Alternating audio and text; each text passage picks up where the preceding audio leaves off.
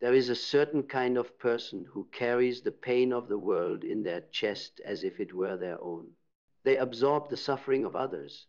They feel the silent cries in people's eyes, and they break quietly so others can heal loudly. These are the empaths, the unspoken healers, the invisible protectors, the ones whose hearts are too open for a world built on self-preservation. But Carl Jung warned of this path. He knew that unchecked empathy, when unguarded and unrefined, does not lead to salvation, it leads to destruction. Because when you spend your life trying to save others, you risk losing the very soul that makes you capable of saving anyone at all. You know this truth already. You have felt the slow erosion, the way your energy drains not from action, but from absorbing the storms of those around you. You have mistaken compassion for duty, love for sacrifice, connection for rescue. You have played the savior so long that you forgot that even saviors can drown. Jung once said, "The meeting of two personalities is like the contact of two chemical substances. If there is any reaction, both are transformed. But what happens when you are always the one burning? What happens when your transformation is only decay?" Syphoria begins in the realization that your empathy has become a form of bondage. You walk into rooms and feel their ghosts before you see their faces. You sense sorrow that is not yours, and yet it burrows into your chest as if invited. You call it intuition, but sometimes it is addiction, addiction to understanding, to rescuing, to fixing. And beneath that addiction lies a deeper fear that if you are not saving someone, you are not worthy of love. The world exploits this kindness. Broken people gravitate toward light, not to be healed by it, but to feed from it. Jung called this the shadow meeting the light, the unconscious seeking wholeness, but through consumption rather than creation. When an empath meets a wounded soul, they feel the call of purpose. But the danger is that some wounds are not meant to be healed by you. Some darknesses are meant to face themselves. And when you interfere with that process, you do not save them. You delay their awakening and sacrifice your own. Mindset becomes your salvation. You must learn the difference between compassion and self-destruction, between understanding someone's pain and making it your own. Empathy without boundaries is not love. It is surrender. It is spiritual codependency masquerading as virtue. You begin to realize that true compassion does not require you to carry another's cross. It requires you to hold your light steady so they can find their own. Jung's philosophy of individuation, the process of becoming whole, teaches that you cannot save others by merging with their suffering. You save them by becoming the example of wholeness they have forgotten. Belief transforms when you accept that you are not responsible for healing everyone you meet. This belief is not coldness, it is maturity. The empath's greatest challenge is to accept that some people will choose suffering even when healing stands in front of them. Some souls find identity in pain, meaning in chaos, comfort in dysfunction, and if you try to pull them out, they will pull you in. Jung said that the greatest danger in confronting the darkness of others is that it awakens the same darkness within you. You cannot outlove someone's self-destruction. You can only choose not to join it. Clarity pierces through illusion when you see that empathy is not always a gift. It is power, and like any power, it can corrupt when ungoverned. Your sensitivity allows you to perceive deeply, but perception without discipline becomes possession. You feel too much, give too much, lose too much, and slowly your identity erodes under the weight of other people's chaos. You wake up one day and realize you no longer know where you end and they begin. This is the empath's silent death, not of the body, but of the soul. Vision begins when you reclaim your boundaries. You stop confusing distance with abandonment, silence with cruelty, detachment with indifference. The world will call you selfish when you stop bleeding for it, but Jung would call you awake, because awareness requires separation, the ability to see without being swallowed. You cannot illuminate the darkness if you are buried in it. The empath who learns boundaries becomes unstoppable, a healer who no longer bleeds to prove they care. Purpose refines as you shift from saving others to mastering yourself. Your energy is sacred currency. It is not meant to be poured endlessly into empty vessels. The wounded who refuse healing will see your empathy as a resource, not a relationship. They will return only when they need to refuel. You are not their light, you are their outlet. Jung's work on the shadow reveals this dynamic clearly. Those who refuse to confront their own darkness will unconsciously seek hosts to contain it. And if you are open, kind, and endlessly giving, you will become their vessel until you are empty. Discipline is the armor that saves you. You must train your empathy like a blade, sharp enough to cut through illusion, but controlled enough not to harm its wielder. You learn to ask, does my help empower them, or does it enable them? Does my presence heal, or does it allow them to avoid healing? Discipline is knowing when to walk away, not out of malice, but out of wisdom. Jung wrote that there is no coming to consciousness without pain. To take that pain away from someone is to rob them of transformation. Action becomes deliberate. You begin to conserve your energy, to invest it where it multiplies rather than drains. You no longer chase broken souls to prove your worth. You attract conscious ones who mirror your wholeness. You stop rescuing and you start creating. You stop absorbing and you start observing. You stop bleeding for those who would never bandage themselves. Action now is alignment movement born of clarity, not compulsion. Gratitude emerges as your perspective shifts. You stop resenting your sensitivity and begin to honor it as a divine instrument. You see how every wound you tried to heal taught you discernment. Every person who drained you taught you boundaries. Every heartbreak carved space for awareness. Gratitude becomes not a passive emotion, but a form of alchemy, transforming pain into wisdom, empathy into discernment, and suffering into strength. Adaptability becomes your rhythm. You learn that detachment is not coldness, it is freedom. You can feel deeply without drowning, love fiercely without losing, care wholly without collapsing. You adapt to the reality that empathy is not meant to enslave you to suffering, but to expand your understanding of human nature. You navigate energy with intelligence, moving fluidly between compassion and self-preservation. Resilience is born in silence, in the quiet moments where you choose peace over participation, solitude over saving, stillness over struggle. The empath who learns to retreat without guilt becomes invincible. You no longer fear being misunderstood because you no longer need to explain. Your boundaries speak louder than your sacrifices ever did. You have learned that healing others was never your purpose, healing yourself was.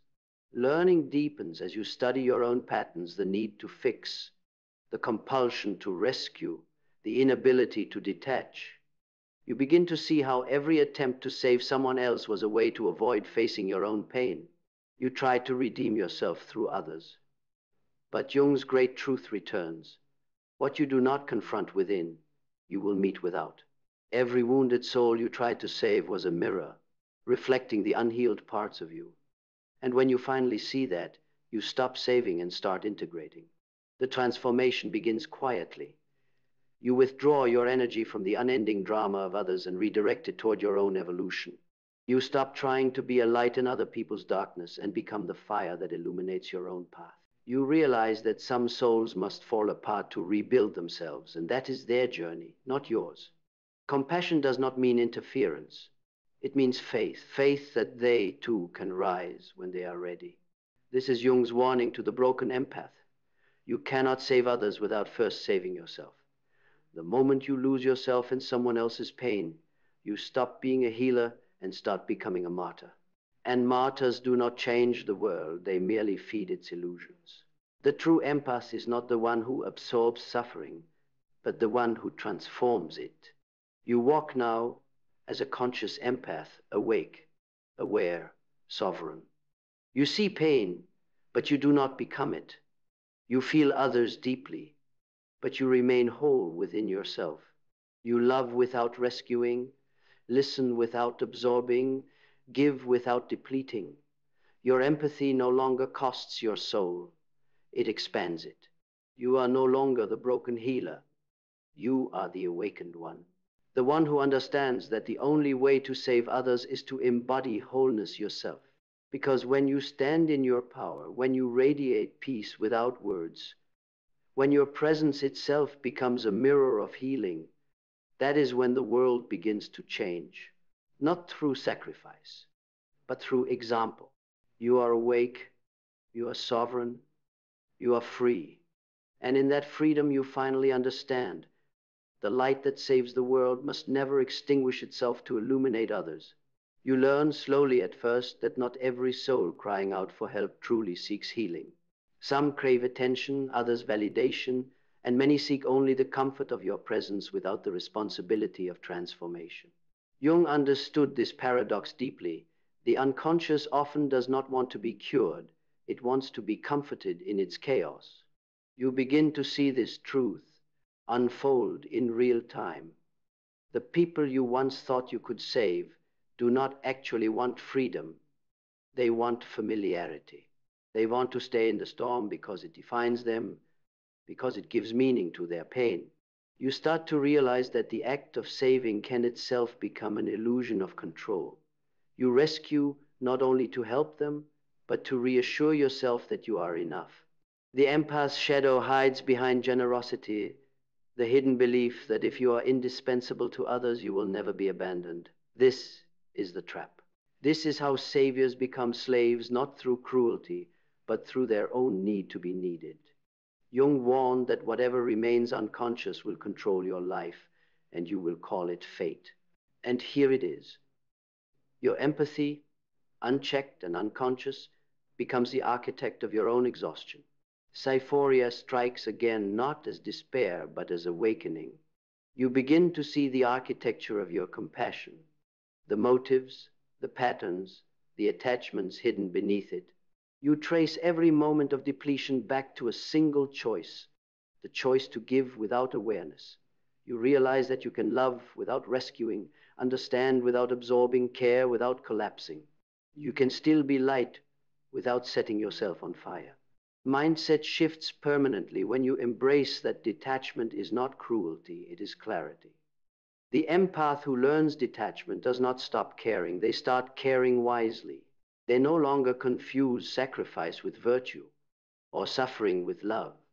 They understand that true empathy is not drowning beside someone. It is teaching them how to swim by staying on shore. You no longer allow guilt to manipulate you into martyrdom. You begin to see boundaries not as walls, but as the architecture of peace. Belief becomes redefined. You no longer believe it is your duty to heal everyone. You believe instead in the intelligence of pain, that sometimes the wound must stay open long enough to teach the lesson.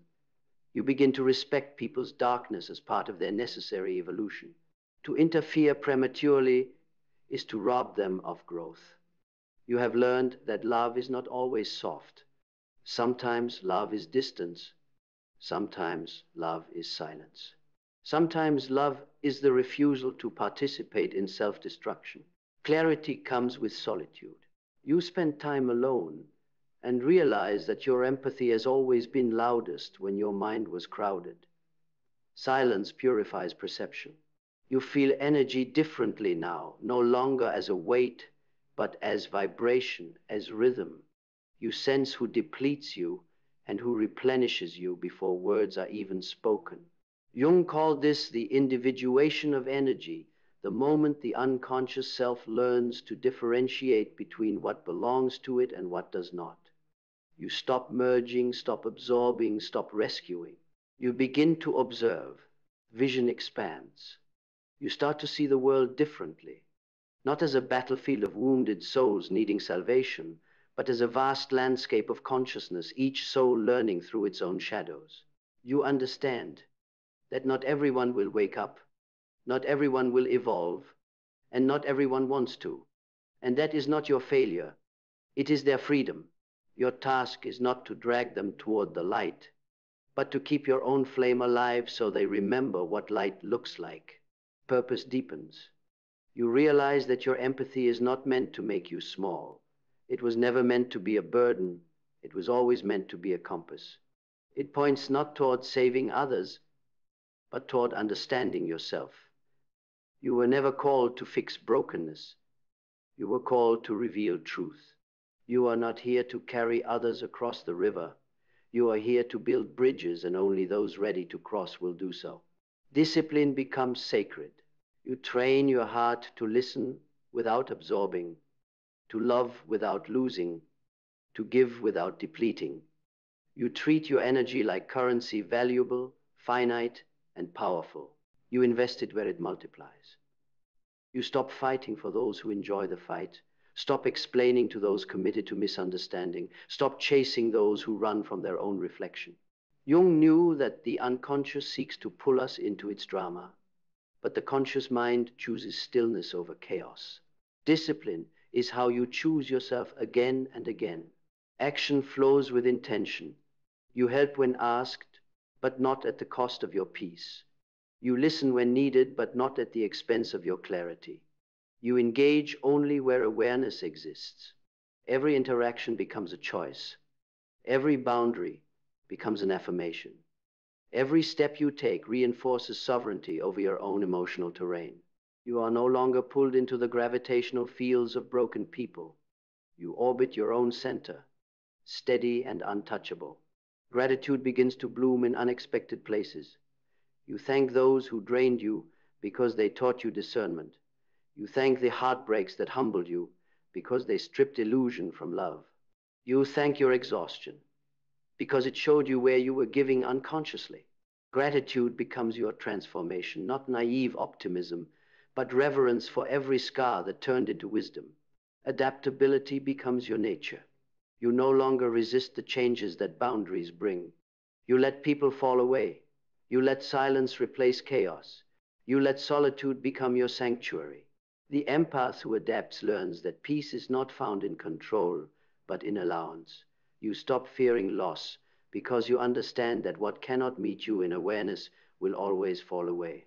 Adaptability allows you to walk through endings with grace. Resilience crystallizes in your calm. You are no longer shaken by the suffering of others, not because you do not care, but because you have learned to stand in truth. You can look at pain and not flinch, hold space for chaos without losing center, witness collapse without internalizing it. You are no longer afraid of others breaking because you no longer believe that you must be the glue. You have become the stillness that others remember when their storms finally settle. Learning becomes infinite. Every encounter is a study in energy. Every relationship a reflection of consciousness. Every interaction a test of self-awareness. You learn that empathy, like power, is neutral. It becomes destructive or divine depending on who wields it. You understand that mastery of empathy is not about feeling more, but about understanding what to feel and when. And now you see what Jung was warning of all along, that unguarded empathy becomes a path to self-erasure. The empath who tries to heal the world before healing themselves becomes the sacrificial lamb of collective unconsciousness. You cannot lift others from drowning while your lungs are full of water. You cannot be the torch that guides them if your own flame is suffocating. But now you are different. You have become the conscious empath, the one who feels deeply but remains whole, the one who loves freely but knows when to walk away, the one who understands that saving everyone was never the goal awakening yourself was. You have learned that the light does not belong to those who burn out. It belongs to those who learn to burn steady. You no longer carry others through their storms. You stand as the lighthouse, unmoved, unwavering, radiant.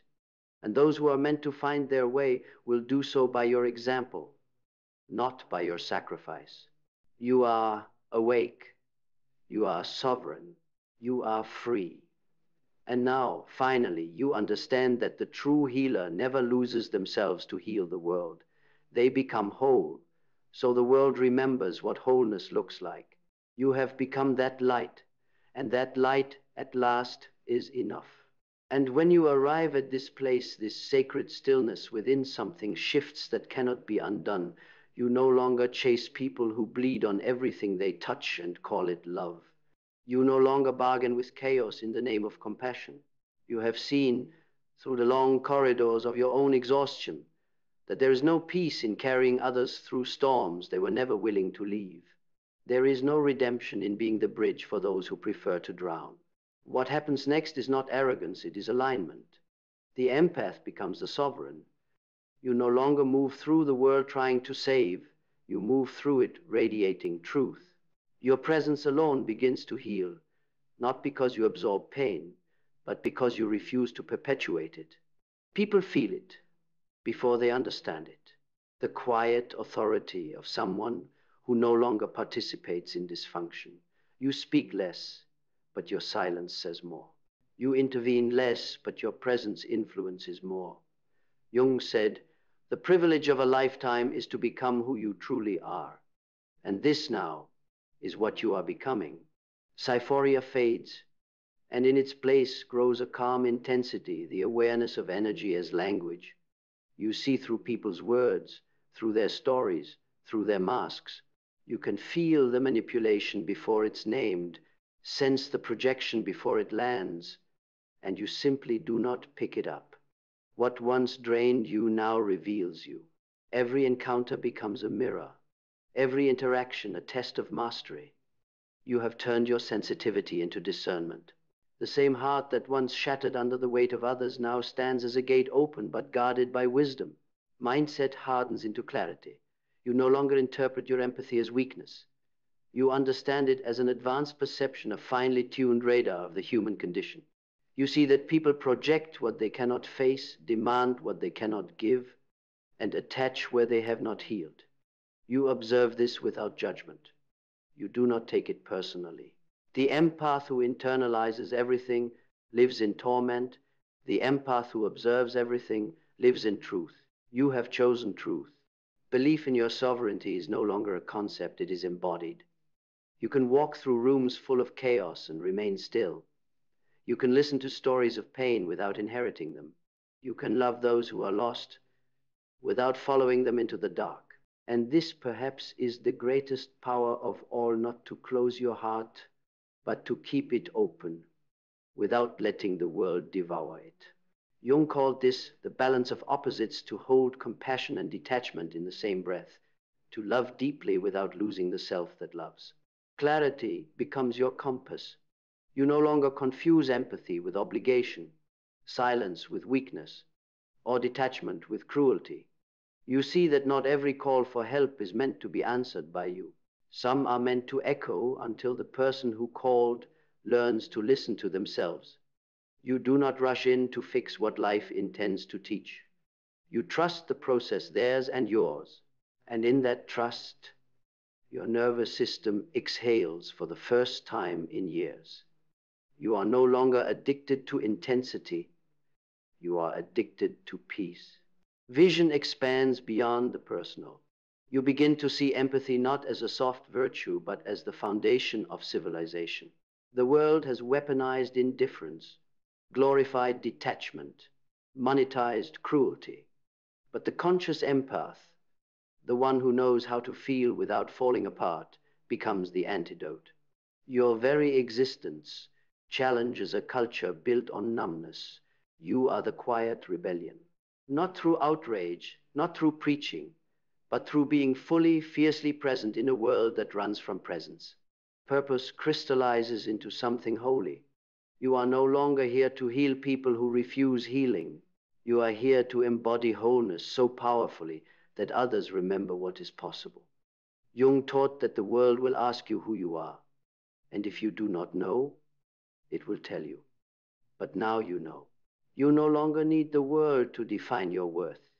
You are no longer the empath defined by others' wounds. You are the consciousness that sees through them. Discipline sharpens like a blade. You protect your peace like oxygen, not because you are fragile, but because you are aware. You understand that chaos is contagious, that energy transfers faster than logic, that attention is the currency of the soul. So you guard your focus. You decide where your awareness goes. And in doing so, You reclaim the one resource the unconscious world wastes most freely: presence. Action is no longer reaction, it is creation. You do not chase, you attract. You do not plead, you state. You do not explain, you embody. Your movements become deliberate, your words surgical, your energy unmistakable. You are no longer living as a mirror for others' wounds. You are living as a reflection of your own evolution. Gratitude takes on a deeper form, not just for healing, but for every shadow that led you here. You thank the betrayals that taught you discernment, the heartbreaks that taught you boundaries, the exhaustion that taught you rest. Gratitude is no longer a habit. It is your state of being. You no longer need to fix the past because you have integrated it. You no longer need to chase the future because you trust your direction. The empath who is whole is never lost. Adaptability now becomes art. You flow through life like water, shaping yourself to the container of each moment without losing your essence.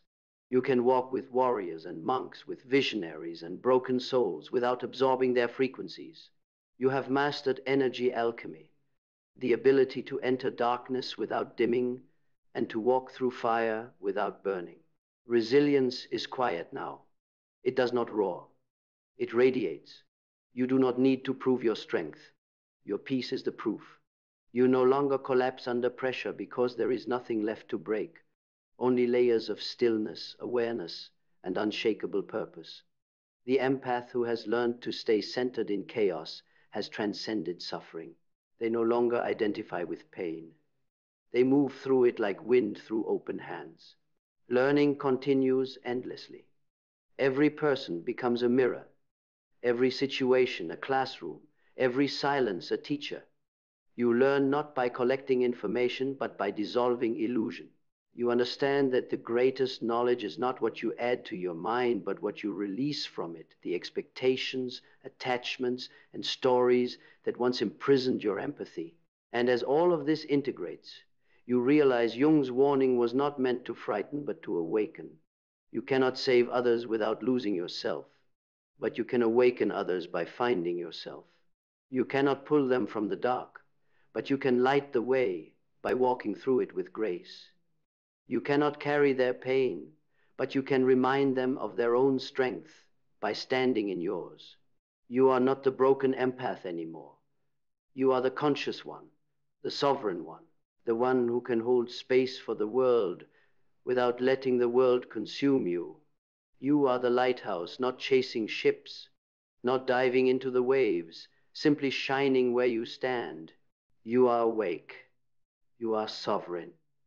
You are free. And now you finally understand. To save the world, you must first stop trying to save it and start becoming the light that teaches it how to heal itself. And now, in the stillness that follows all this understanding, you finally see what Jung meant when he warned that compassion without consciousness becomes destruction.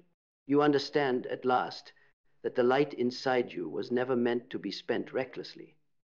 It was meant to be cultivated, refined, protected, and offered only where it can truly ignite growth.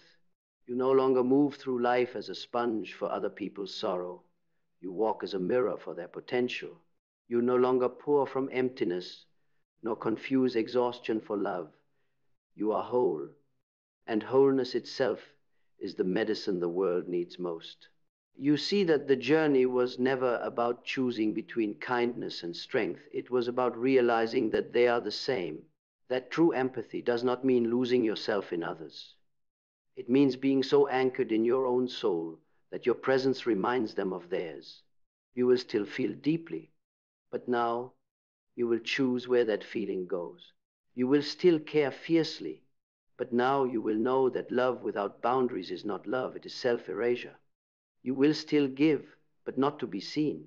You will give because your cup overflows. You have become the quiet force that heals by existing, by walking through this world unbroken, unbent, unbothered. You are no longer a savior. You are a reminder. You are living proof that it is possible to feel everything and still be free. So walk forward, not as the empath who bleeds, but as the one who shines, not as the rescuer who saves, but as the creator who awakens, not as the healer who loses themselves, but as the light that teaches others to find their own way home. You are awake, you are sovereign, you are free, and now you finally understand. The only way to truly save others is to never again abandon yourself.